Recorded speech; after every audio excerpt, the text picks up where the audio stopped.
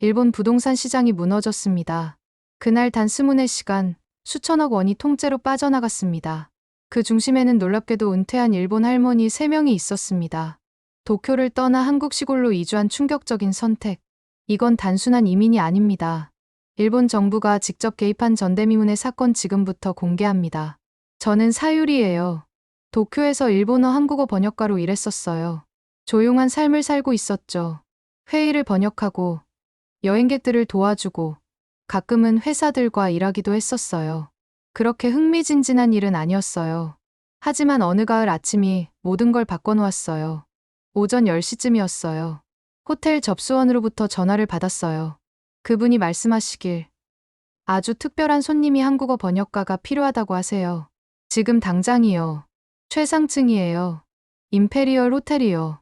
임페리얼 호텔이요. 저는 놀라며 물었어요. 그곳은 도쿄에서 가장 럭셔리한 호텔이었어요. 왕족이나 슈퍼스타들만 머물렀던 곳이었죠. 저는 가방을 챙기고 택시를 불러서 급하게 그곳으로 향했어요. 프런트 직원들이 절을 하며 저를 맞이했어요. 이 엘리베이터를 타고 펜트하우스로 가세요. 한 분이 속삭이듯 말했어요. 기다리고 계세요. 엘리베이터를 타고 올라가면서 계속 궁금했어요. 누구일까? 정치인? 연예인? 엘리베이터 문이 열렸을 때 저는 숨이 멎을 만큼 놀라운 방에 들어섰어요. 펜트하우스 스위트룸은 엄청났어요. 아마 제 아파트 건물 전체보다도 컸을 거예요. 바닥이 반짝반짝 빛나고 있었어요. 벽은 실크 벽지로 덮여 있었죠. 박물관에서만 봤던 유명한 그림들이 걸려 있었어요. 다이아몬드 목걸이와 명품 핸드백들이 테이블 위에 그냥 놓여 있었어요. 크리스털 잔들이 햇빛을 받아 별처럼 반짝이고 있었죠. 그리고 방 한가운데에는 3분의 연세 드신 여성분들이 앉아 계셨어요. 마치 여왕님들 같았어요. 3분 모두 우아한 옷을 입고 계셨어요.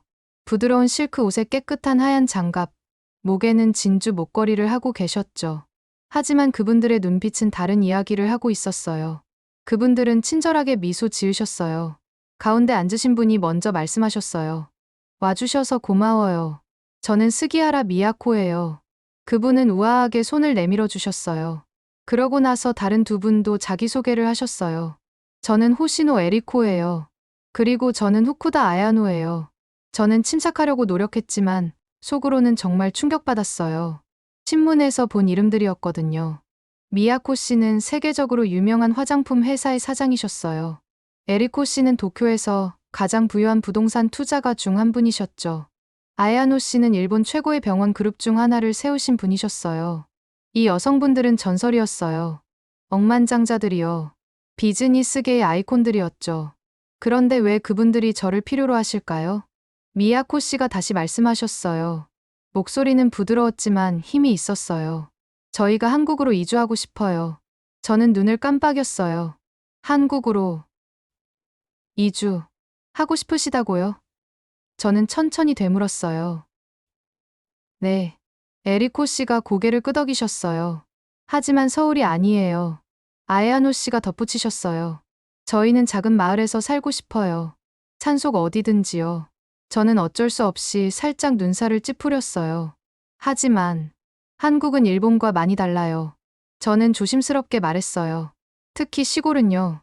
집들이 작고 상점이나 편의시설도 많지 않아요. 그리고 그렇게 편하지 않아요. 미야코 씨가 살짝 미소를 지으셨어요. 그게 바로 저희가 찾고 있는 거예요. 저는 이해할 수 없었어요. 왜 일본에서 가장 부유한 세 여성이 모든 걸 뒤로하고 작은 한국 마을에서 살고 싶어 하실까요? 제 혼란스러움을 보신 아야노 씨가 찻잔을 내려놓고 몸을 앞으로 기울이셨어요. 있죠, 사유리 씨. 그분이 말씀하셨어요. 저희는 돈으로 살 수 있는 모든 걸 가지고 있어요. 큰 집들, 비싼 음식, 모든 걸 해주는 직원들 말이에요. 하지만 진정으로 저희를 아껴주는 사람은 없어요.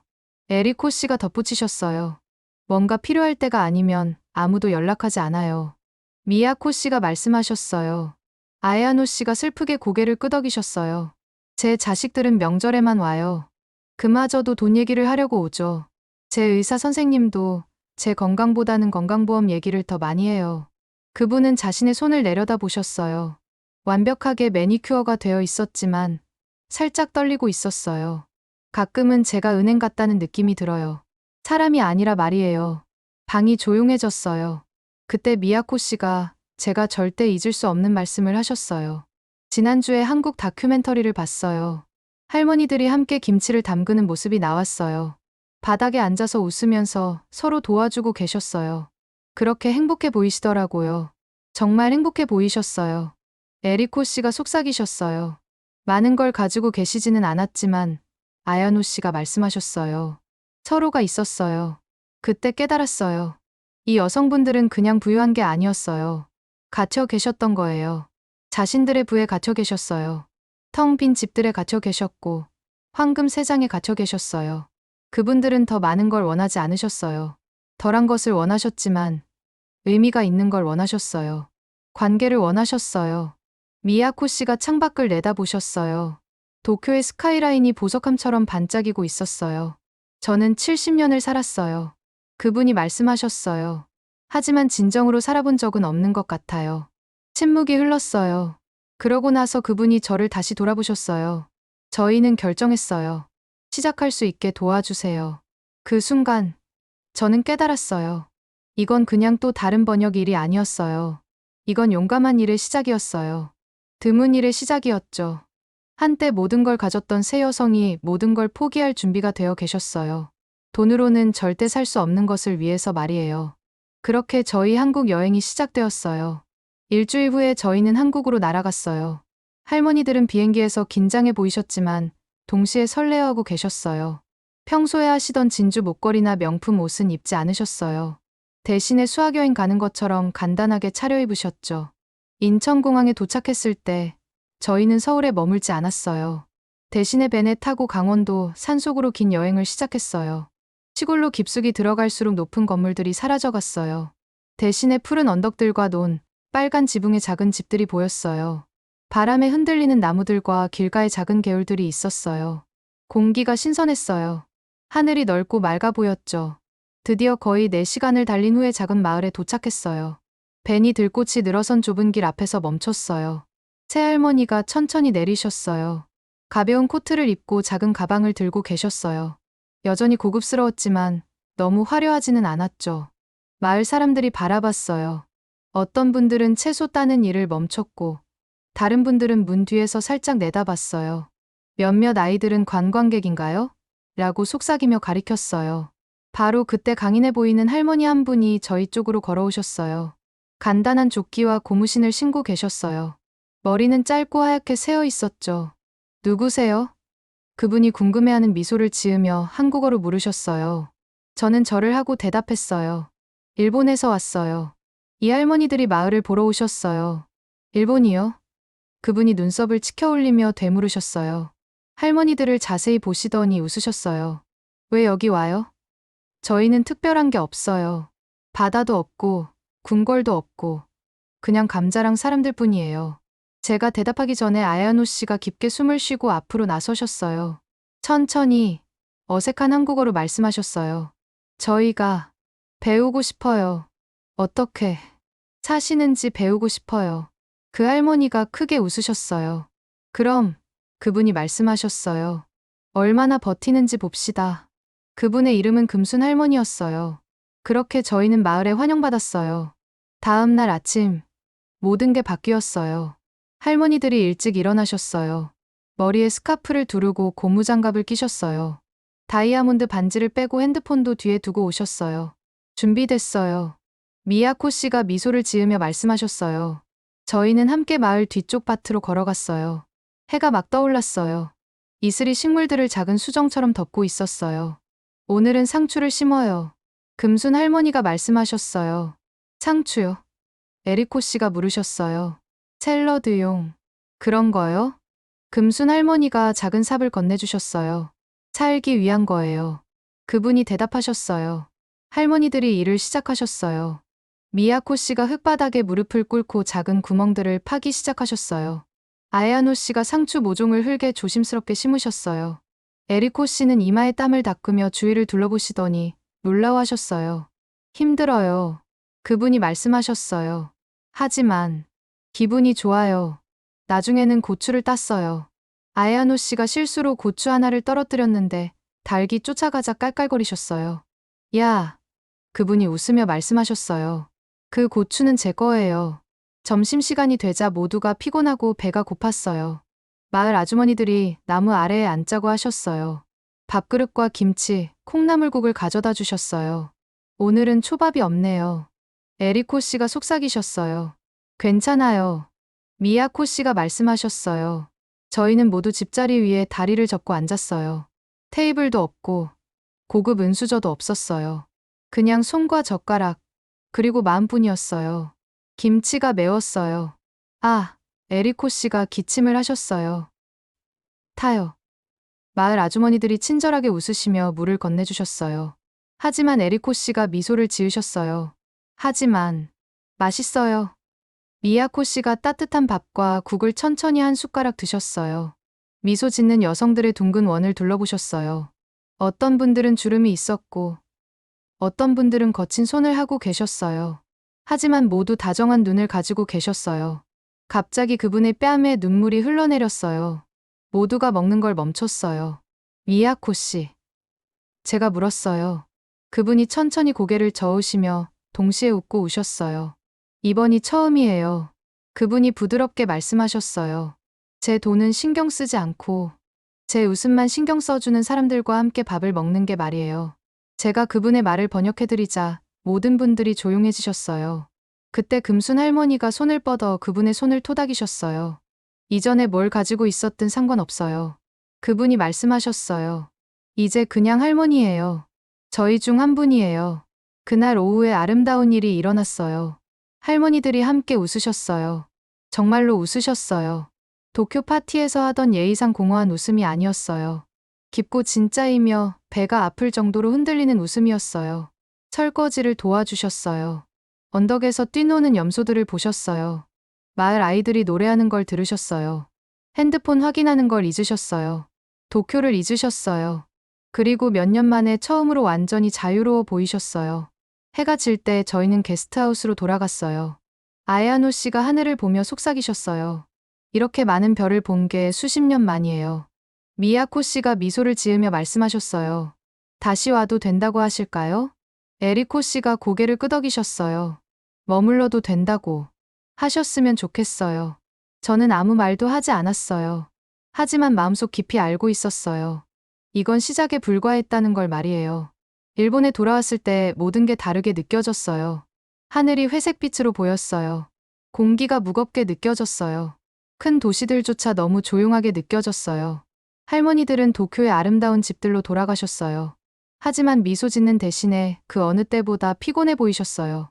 미야코 씨는 자신의 아파트에 들어가서 대리석 바닥과 황금 샹들리에를 바라봤어요. 에리코 씨는 펜트하우스 창가에 서서 차갑고 번쩍이는 도시를 내다봤어요. 아야노 씨는 자신이 세운 병원 건물 안 사무실에서 큰 가죽 의자에 혼자 앉아 있었어요. 하지만 그분들 중 누구도 더 이상 자랑스러워하지 않았어요. 저는 더 이상 이런 삶을 원하지 않아요.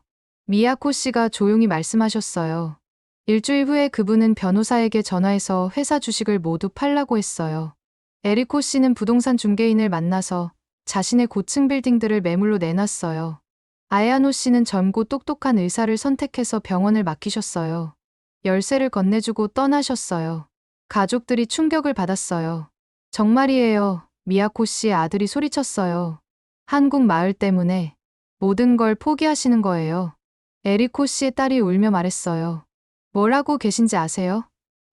사람들이 정신을 잃으셨다고 생각할 거예요. 아야노 씨의 손자가 그분의 눈을 바라보며 말했어요. 할머니, 괜찮으세요? 그중 한 명은 심지어 정신과 의사를 집에 데려오려고 했어요. 할머니들이 아프거나 혼란스러워하거나 결정을 내리기엔 너무 늙었다고 생각했던 거예요. 의사가 미야코 씨와 1시간 동안 앉아 있었어요. 마지막에 그는 미소를 지으며 말했어요. 이분은 미치지 않으셨어요. 명확하세요. 사실 제가 아는 대부분의 사람들보다 강하세요. 그 후에는 가족들이 할 말이 없었어요. 몇 달이 지났어요. 서류 작업이 끝났어요. 집들이 팔렸어요. 돈은 대부분 기부했어요. 그리고 어느 화창한 아침에 저희는 다시 한국으로 날아갔어요. 이번에는 달랐어요. 경비원도 없었어요.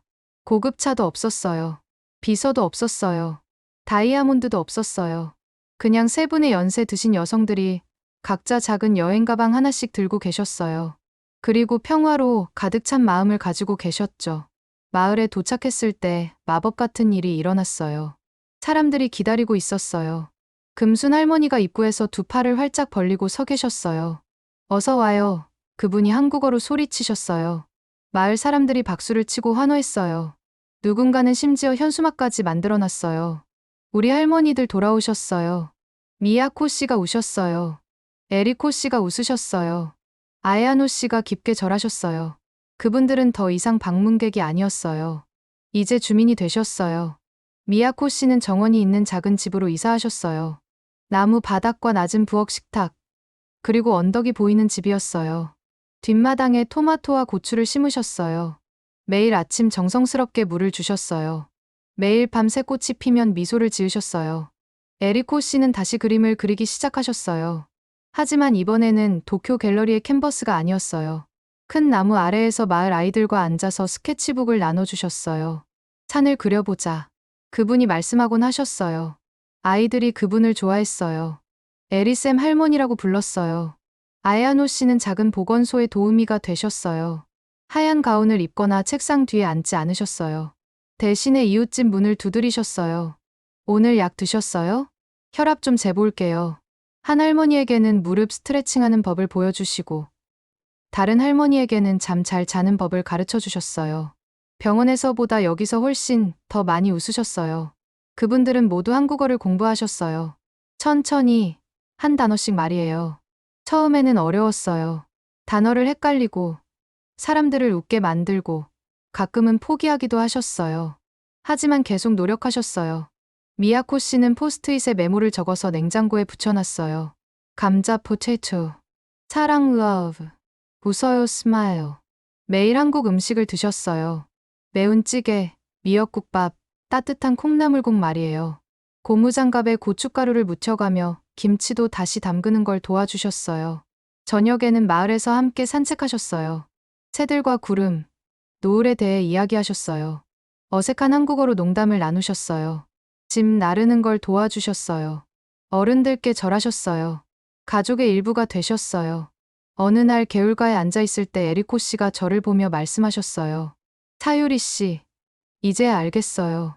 뭘 아시겠다는 거예요? 제가 물었어요. 그분이 작은 나무짚을 주워서 손바닥에 올려놨어요. 행복은 사는 게 아니에요. 사람들과 함께 키워가는 거예요.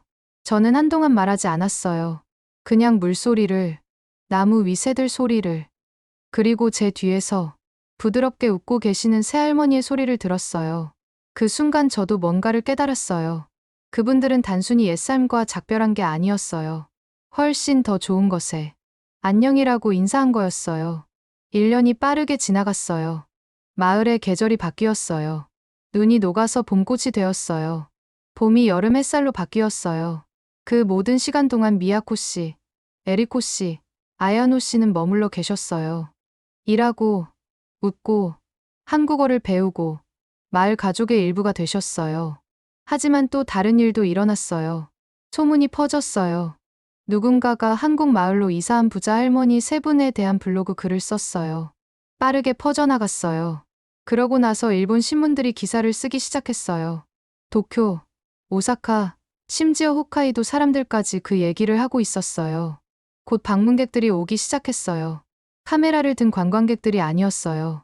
호기심 많은 사람들이었어요. 조용한 사람들, 슬픈 사람들이었어요. 꽃을 가져왔어요. 직접 만든 선물들, 오래된 사진들도 가져왔어요. 어떤 분들은 할머니들을 만나고 울기도 했어요. 한 남자분이 말씀하셨어요. 온라인에서 이야기를 봤어요. 제 인생을 생각하게 만들더라고요. 다른 분이 속삭이셨어요.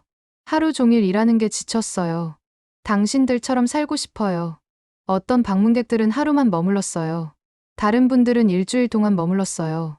한 부부는 심지어 근처에 작은 집을 사기도 했어요. 마을이 바뀌기 시작했어요. 천천히, 하지만 아름답게 말이에요. 미소가 더 많아졌어요.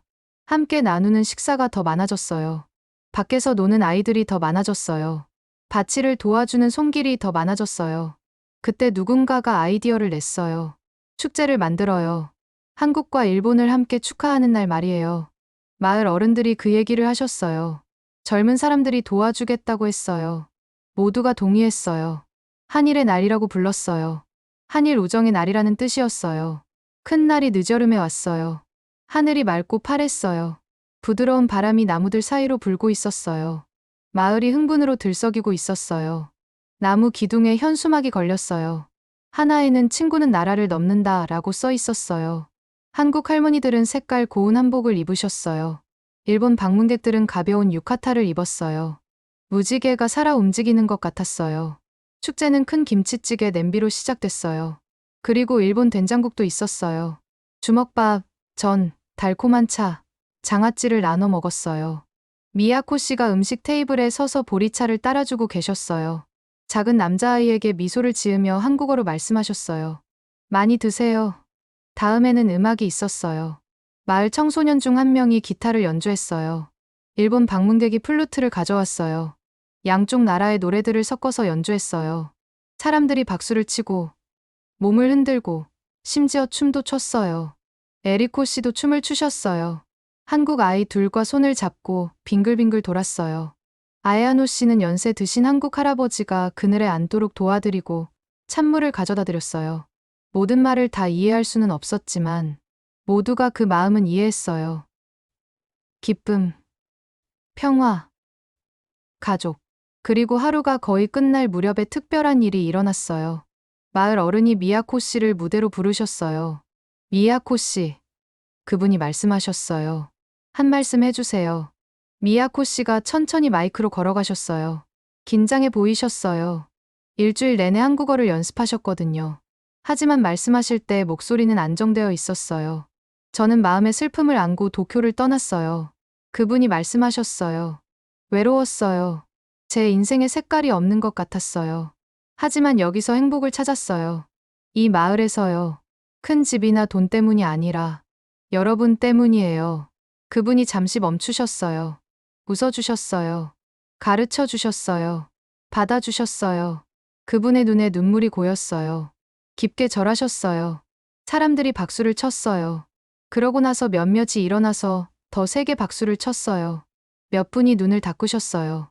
한 할아버지가 소리치셨어요. 우리는 가족이에요. 바로 그때 미야코 씨의 딸이 사람들 사이에서 앞으로 나왔어요. 일본에서 비행기를 타고 온 거였어요.